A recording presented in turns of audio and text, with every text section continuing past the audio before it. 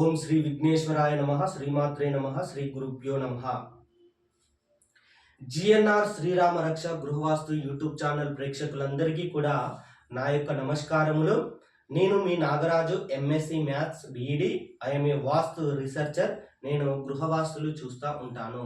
ఈరోజు చెప్పుకోబోయేటువంటి టాపిక్ వాస్తవము, వాస్తు మీద సామెతలు, సంస్కృతులు, సాంప్రదాయాలు. మరి వాస్తు మీద ఉన్నటువంటి సామెత ఏంటయ్యా అంటే, ఇంటి వాకిలి చూసి ఇల్లాలు ఎలాంటిదో చెప్పచ్చు, ఇల్లు చూసి ఇంట్లో కుటుంబ సభ్యులు ఎలాంటి వారో చెప్పచ్చు అనేటువంటి ఒక సామెత ఉండేటువంటిది. ఇది మన అమ్మమ్మల కాలంలో, మన నానమ్మల కాలంలో, మన తాతయ్యల కాలంలో ఎక్కువగా ఉపయోగించేటువంటి వారు. కేవలము ఇల్లుని చూసి వచ్చి మాత్రమే వివాహ సంబంధాలు అనేటువంటివి కలుపుకునేటువంటి వారు. అమ్మాయికి అబ్బాయిని చూపించేటువంటి వారు కాదు, అబ్బాయికి అమ్మాయిని చూపించేటువంటి వారు కాదు. కేవలము గృహమును చూసి అందులో ఉన్నటువంటి సభ్యులు, గృహం యందు నివసించేటువంటి మనుషులు ఎలాంటి వారో గుర్తించేటువంటి వారు. అంటే వాస్తు అనేటువంటిది ఎంత వాస్తవమైనటువంటిది. వాస్తు యొక్క ప్రభావం అనేటువంటిది గృహం మీద ఏ విధంగా ఉందో ఒక్కసారి ఆలోచన చేయండి. మరి ఆ కాలంలో ఉన్నటువంటి వారికి వాస్తు మీద సంపూర్ణమైనటువంటి పరిజ్ఞానం ఉండేది కాబట్టే కేవలము ఇంటిని చూసి వచ్చి మాత్రమే సంబంధాలను కలుపుకునేటువంటి వారు. కాబట్టే మనకు ఈ వాస్తు మీద ఈ యొక్క సామెత అనేటువంటిది వచ్చింది. అదేవిధంగా ఎటువంటి శుభకార్య నిర్వహణ అయినప్పటికీ కూడా గృహం యందే నిర్వహించుకునేటువంటి వారు.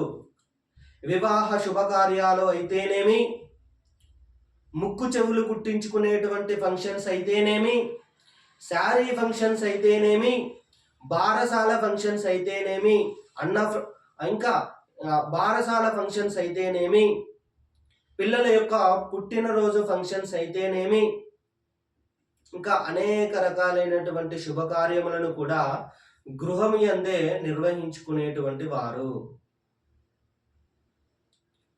మరి గృహం యందు శుభకార్య నిర్వహణ చేయడం వల్ల కలిగేటువంటి ఉపయోగం ఏంటయ్యా అని అడిగితే, గృహం యందు మనకు శుభకార్య నిర్వహణలు జరిపించడం ద్వారా ఇంట్లో ఉన్నటువంటి వాస్తు దోషాలు ఎంతో కొంతము తగ్గిపోతాయి. ఎందుకంటే గృహానికి నైరుతి దిక్కు యందు నీరతుడు అనేటువంటి రాక్షసుడు అధిపతిగా ఉంటాడు. అతని వాహనం వచ్చేసి శవము. కాబట్టి ఏ గృహము యందైతే నైరుతి వాస్తు దోషాలు ఉంటాయో ఈ యొక్క శుభకార్య నిర్వహణ చేయడం వలన ఎంతో కొంత ఆ యొక్క వాస్తు దోషాలు అనేటువంటివి తగ్గిపోతాయి. కాబట్టి వారు ప్రతి శుభకార్యాన్ని కూడా గృహం యందే నిర్వహించేటువంటి వారు, సుఖ సంతోషాలతో ఉండేటువంటి వారు, బంధువులను ఆహ్వానించేటువంటి వారు, స్నేహితులను ఆహ్వానించేటువంటి వారు, ఊరిలో చుట్టుపక్కల ఉన్నటువంటి వారిని, ఊరు జనాన్ని కూడా ఇంటికి ఆహ్వానించి వారికి విందు చేసేటువంటి వారు. కాబట్టి వారు చాలా సుఖ సంతోషాలతో జీవించేటువంటి వారు. కానీ ఈ కాలంలో ఏ శుభకార్యం అయినప్పటికీ కూడా ఫంక్షన్ హాల్లో నిర్వహించుచున్నారు. ఏమన్నా అంటే, మా ఇంటి ముందు ఖాళీ స్థలము లేదండి. ఇంటి ముందు ఖాళీ స్థలము లేకుండా గృహ నిర్మాణము గావించడమే పెద్ద వాస్తు దోషము. మరి ఇంటి ముందు ఖాళీ స్థలము లేకుండా నీవు గృహ నిర్మాణం ఎందుకు చేసుకున్నావు? మరి ఇంటి ముందు ఖాళీ స్థలము లేకుంటే అతిపెద్ద వాస్తు దోషం వస్తుందని నీకు తెలియదా? మరి ఆ విధంగా నువ్వు ఎందుకు గృహ నిర్మాణం చేసుకున్నావు? వెనకట మన అమ్మమ్మల కాలంలో, తాతయ్యల కాలంలో ఇంటి ముందు చాలా విశాలమైనటువంటి స్థలం ఉంచుకునేటువంటి వారు. అంటే తూర్పు దిశయందు చాలా విశాలమైనటువంటి స్థలం ఉంచుకునేటువంటి వారు. ఇప్పటికీ అంటుంటారు, తూర్పు దిక్కున ఖాళీ స్థలం ఉండాలి, తూర్పు దిక్కున ఖాళీ స్థలం ఉండాలని. వారు ఏం ఉత్తగా చెప్పట్లేదు. కానీ ఆధునిక ధోరణిలోకి పోయి, ఖాళీ స్థలం లేకుంటే ఏమవుతుంది? తూర్పు దిక్కు తూర్పు దిక్కున ఖాళీ స్థలం లేకుంటే యశస్సు నాశనం అవుతూ ఉంటుంది, కీర్తి ప్రతిష్టలు నాశనం అవుతాయి, వంశహీనము జరుగుతూ ఉంటుంది, అనేక రకాలైనటువంటి నిందలు పడతాయి, డబ్బు నాశనం అవుతూ ఉంటుంది, ధననాశనం అనేటువంటిది జరుగుతూ ఉంటది. ఇంట్లో ఉన్నటువంటి పిల్లలు ఎటువంటి అభివృద్ధికి నోచుకోరు, ఎటువంటి ఉద్యోగాలు కూడా రావు, కుటుంబ యజమానికి కూడా అనేక రకాలైనటువంటి అవమానాలు అనేటువంటివి జరుగుతాయి. చెప్పాలంటే చాలా రకాలైనటువంటి దోషాలు ఉన్నాయి. నీవు గృహము ముందు ఖాళీ స్థలము లేకుండా గృహ నిర్మాణం గావించడమే పెద్ద తప్పు. నీవు ఈ యొక్క శుభకార్య నిర్వహణ అనేటువంటిది ఫంక్షన్ హాల్లో చేయడం వలన ఫంక్షన్ హాల్ డెవలప్ అవుతున్నాయి కానీ నీవు డెవలప్ కావడం లేదు.